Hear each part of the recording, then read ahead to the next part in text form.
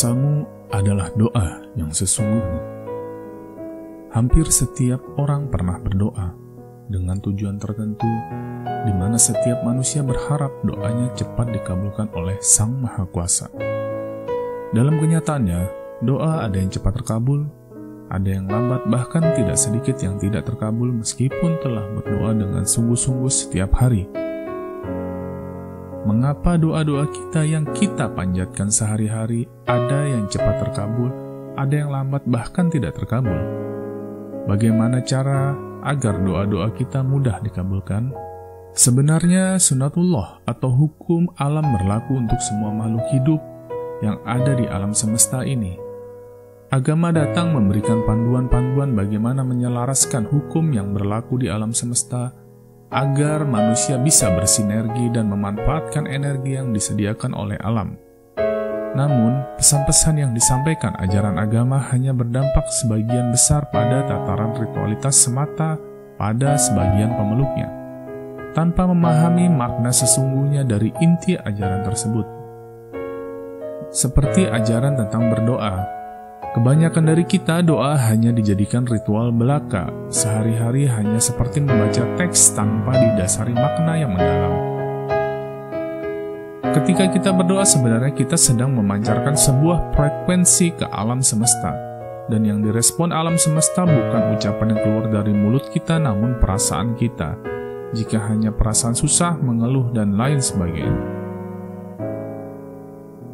Hukum The Law of Attraction menyatakan bahwa sesungguhnya kita dan alam semesta ini adalah sebuah magnet hidup.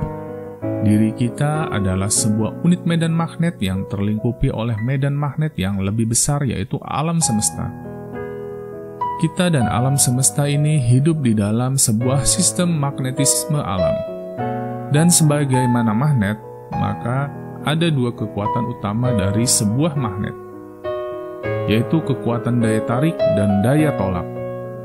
Vibrasi daya tarik yang dihasilkan oleh manusia dimotori oleh rasa cinta, suka, dan kasih sayang.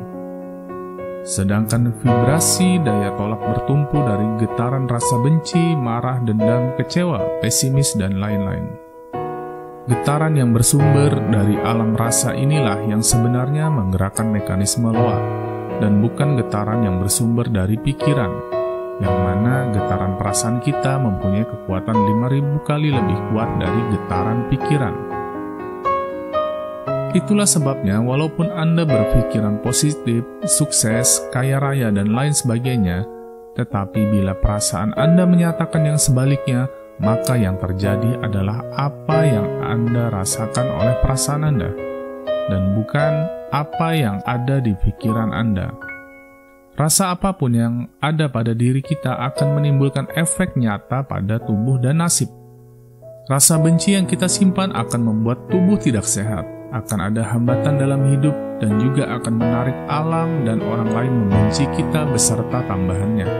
Rasa takut, ragu, khawatir dapat menghambat rezeki, dan bahkan apa yang dikhawatirkan akan menjadi realitas yang nyata sesuai dengan apa yang ditakutkan, diragukan, dan dikhawatirkan.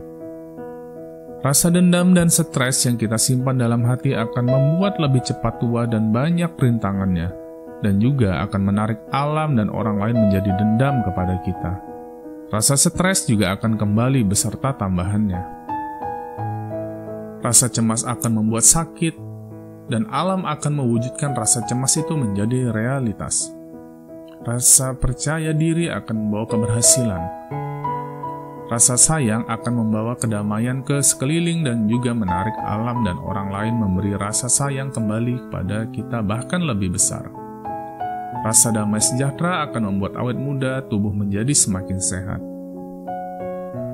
Rasa belas kasihan membuat kita akan mendapatkan belas kasihan dari Tuhan bahkan lebih besar. Rasa mempengaruhi tubuh dan nasib manusia. Rasa mewujud menjadi nyata beserta tambahannya yang berlipat ganda. Rasa apapun yang ada dalam hati kita akan mewujud menjadi nyata beserta tambahannya. Menyimpan rasa negatif akan mengundang yang negatif beserta dengan bunga-bunganya. Menyimpan rasa yang positif akan mengundang positif beserta bunga-bunganya. Jika kehidupan kita saat ini kurang menyenangkan dan tidak sesuai dengan harapan, maka waspadalah. Siapa tahu selama ini kita telah meyakini hal yang salah. Hukum pikiran menyatakan bahwa apapun yang kita yakini dapat menjelma menjadi sebuah realita yang nyata. Keyakinan akan mengaktifkan dan menggerakkan kekuatan diri kita menuju suatu arah tertentu sedemikian, hingga kita akan meraih sebuah hasil tertentu. Dan bicara mengenai keyakinan, tidak semata-mata kita membicarakan mengenai kepercayaan agama, tetapi bisa juga sesuatu opini, ide, ataupun prinsip hidup yang kita pegang.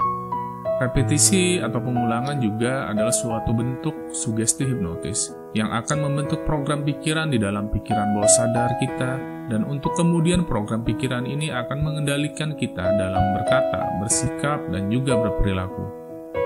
Dan hasilnya akan memunculkan kondisi kehidupan yang kita yang alami. Dan bila dalam kehidupan kita saat ini mengalami kondisi yang kurang menyenangkan, maka ada baiknya kita introspeksi diri, apakah kita telah memiliki kebiasaan hidup yang tepat, dan apakah kita telah berkawan serta bergaul dengan orang yang tepat. Apapun itu, pastikan bahwa itu semua akan membawa kebaikan serta kemajuan bagi kehidupan Anda. Salam sukses untuk Anda semua.